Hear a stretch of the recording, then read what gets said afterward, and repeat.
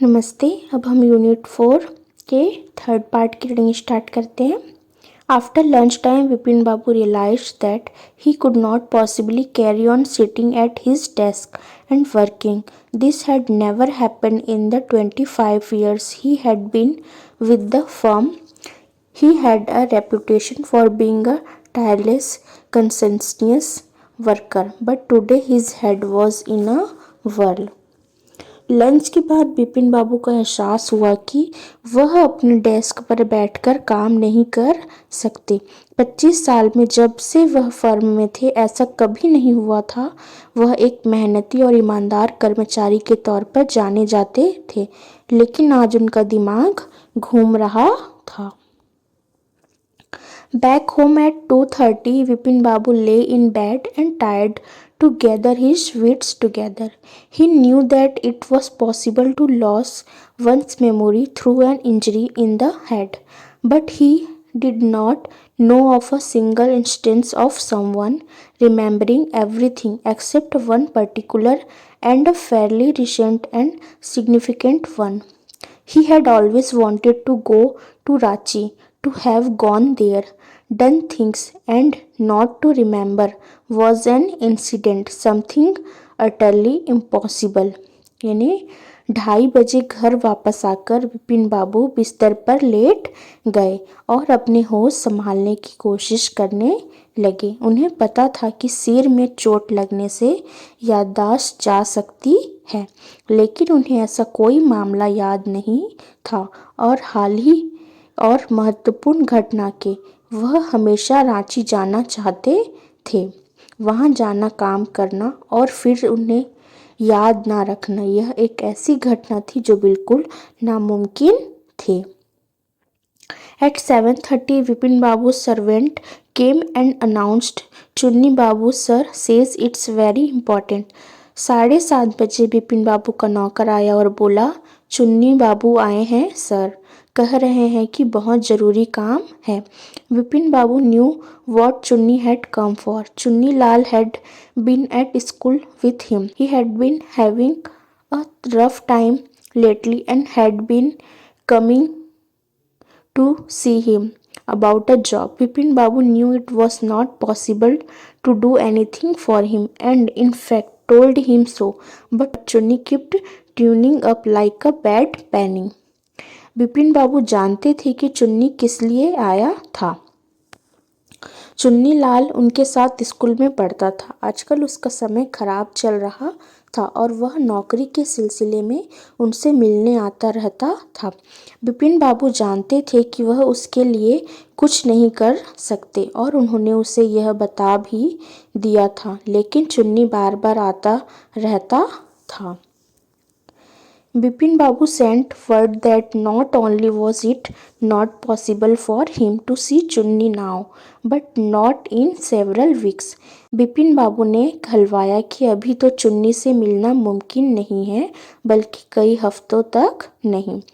But as soon as the servant stepped out of the room, it struck Bipin Babu that Chunni might remember something about the 58 trip. There was no harm in asking him.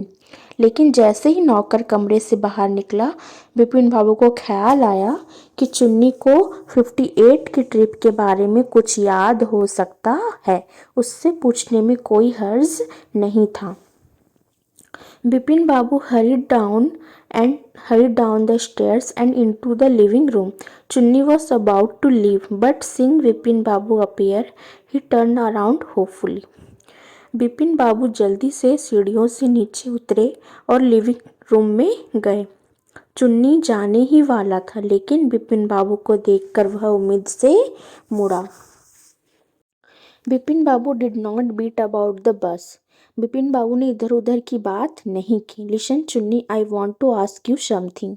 You have a good memory and you have been seeing me off and on for a long time. Just throw your mind back and tell me, did I go to Ranchi in 58? सुनो चुन्नी, मुझे तुमसे कुछ पूछना है। तुम्हारी याददाश्त अच्छी है और तुम काफ़ी समय से मुझसे मिलते रहे हो। ज़रा याद करके बताओ कि क्या मैं 58 में रांची गया था। Chunni said 58. It must have been 58 or was it 59? चुन्नी ने कहा 58, जरूर 58 ही होगा या 59 था। You are sure that I did go to Ranchi? तुम्हें पक्का यकीन है कि मैं रांची गया था? Chunni's look of amazement was not unmixed with worry. Chunni के हैरानी भरे चेहरे पर चिंता भी थी। Did you mean you have doubts about having gone at all? क्या तुम्हारा मतलब है कि तुम्हें रांची जाने पर शक है? Did I go? Do you remember clearly? क्या मैं गया था? तुम्हें साफ साफ याद है? चुन्नी sat down on the sofa, fixed Vipin Babu with a long, hard stare and said, Vipin, have you taken drugs or something? As far as I know, you had a clean record where such things were concerned. I know that old friendships don't mean much to you, but at least you had a good memory. You can't really mean that you have forgotten about the Ranchi trip. Vipin Babu had to turn away from Chunni's incredulous stare. चुन्नी सोफे पर बैठ गया। उसने बिपिन बाबू को घूरकर देखा और कहा, बिपिन, क्या तुमने कोई ड्रग्स लेना शुरू कर दिया है या कुछ और? जहाँ तक मुझे पता है ऐसी चीज़ों के मामले में तुम्हारा रिकॉर्ड साफ था। मुझे पता है कि पुरानी दोस्ती तुम्हारे लिए ज़्यादा मायने नहीं रखती, लेकिन कम से कम तुम्हारी याददाश्त तो अच्छी थी। तुम्हारा सच में यह मतलब नहीं हो सकता कि तुम रांची ट्रिप के बारे में भूल गए हो? विपिन बाबू को चुन्नी की हैरानी भरी नज़र से नज़रें हटानी पड़ी। Do you remember what my last job was? Asked Chunnilal. क्या तुम्हें याद है कि मेरी पिछली नौकरी क्या थी? चुन्नीलाल ने पूछा। Of course, you worked in a travel agency. बेशक, तुम एक ट्रैवल एजेंसी में काम करते थे। You remember that, and you don't remember that it was I who fixed up your railway booking for Ranchi? I went to the station to see you off. One of the fans in your compartment was not working. I got an electrician to fix it. Have you forgotten everything? Whatever is the matter with you? You don't look too well, you know. तुम्हें वह याद है और तुम्हें यह याद नहीं कि मैंने ही तुम्हारे लिए रांची की रेलवे बुकिंग करवाई थी? मैं तुम्हें छोड़ने स्टेशन गया था। तुम्हारे डिब्बे में एक पंखा काम नहीं कर रहा था। मैंने एक इलेक्ट्रिशियन को बुलाकर उसे ठीक करवाया। क्या तुम सब कुछ भूल गए हो? तुम्हें क्या हो गया है? तुम ठीक नहीं लग रहे हो, तुम्हें पता है? Bipin babu sighed and shook his head. Bipin babu ने आह भरी और सिर हिलाया। I have been working too hard, he said at last. That must be the reason. Must see about consulting a specialist. मैं बहुत ज़्यादा काम कर रहा हूँ, उसने आखिर में कहा। यही वजह होगी, किसी स्पेशलिस्ट ने मिलना चाहिए। Doubtless it was Bipin's condition which made Chunilal leave without mentioning anything about a job. इसमें कोई शक नहीं कि विपिन की हालत देखकर ही चुन्नीलाल बिना नौकरी की बात किए चला गया। परेश चंदा was a young physician with a pair of bright eyes and a sharp nose. He became thoughtful when he heard about Vipin Babu's symptoms.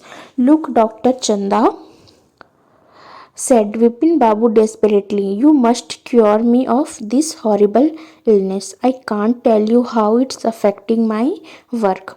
Paresh चंदा एक जवान डॉक्टर थे जिनकी आंखें चमकीली और नाक तेज थी। विपिन बाबू के लक्षणों के बारे में सुनकर वह सोचने लगे, देखिए डॉक्टर चंदा, विपिन बाबू ने बेबसी से कहा, आपको मुझे इस भयानक बीमारी से ठीक करना होगा। मैं आपको बता नहीं सकता कि यह मेरे काम पर कितना असर डाल रही है। डॉक्टर चंदा शुक हिज हेड। डॉक्टर चंदा ने अपना सिर हिलाया। You know what, Mr. Chaudhary, he said, I have never had to deal with a case such as yours. Frankly, this is quite outside my field of experience. But I have one suggestion. I don't know if it will work, but it's worth a try. It can do no harm. आप जानते हैं mister Chaudhary, उन्होंने कहा। मुझे कभी आपके जैसे case से निपटना नहीं पड़ा। सच कहूँ तो यह मेरे अनुभव के दायरे से बिल्कुल बाहर है, लेकिन मेरे पास एक सुझाव है। मुझे नहीं पता कि यह काम करेगा या नहीं, लेकिन कोशिश करने में कोई हर्ज नहीं है। इससे कोई नुकसान नहीं होगा। विपिन बाबू leaned फॉरवर्ड एंग्जियसली। विपिन बाबू ने बेचैनी से आगे झुके।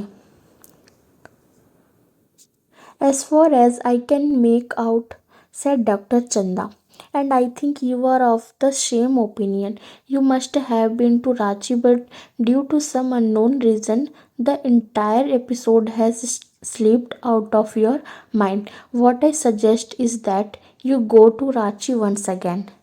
The sight of the place may remind you of your trip. This is not impossible. More than that, I cannot do at the moment. I am prescribing a nerve tonic and a tranquilizer. Sleep in essential or the symptoms will get more pronounced. जहाँ तक मैं समझ पा रहा हूँ, चंदा ने कहा, और मुझे लगता है आप इसी राय के हैं। आप जरूर रांची गए होंगे, लेकिन किसी अनजान वजह से पूरी घटना आपके दिमाग से निकल गई है। मेरा सुझाव है कि आप एक बार फिर रांची जाएं। उस जगह को देखकर आपको अपनी यात्रा याद आ सकती है। यह नामुमकिन नहीं है। इस समय मैं इससे ज़्यादा कुछ नहीं कर सकता। मैं एक नर्व टॉनिक और एक ट्रैंक्विलाइज़र लिख रहा हूँ। नींद बहुत ज़रूरी है, वरना लक्षण और ज़्यादा बढ़ जाएंगे। Vipin Babu felt somewhat better the next morning. After breakfast, he rang up his office, gave some instructions, and then procured a first class ticket for Ranchi for the same evening. अगली सुबह बिपिन बाबू को थोड़ा बेहतर महसूस हुआ। नाश्ते के बाद उन्होंने अपने ऑफिस फ़ोन किया, कुछ निर्देश दिए और फिर उसी शाम के लिए रांची का फर्स्ट क्लास टिकट खरीदा।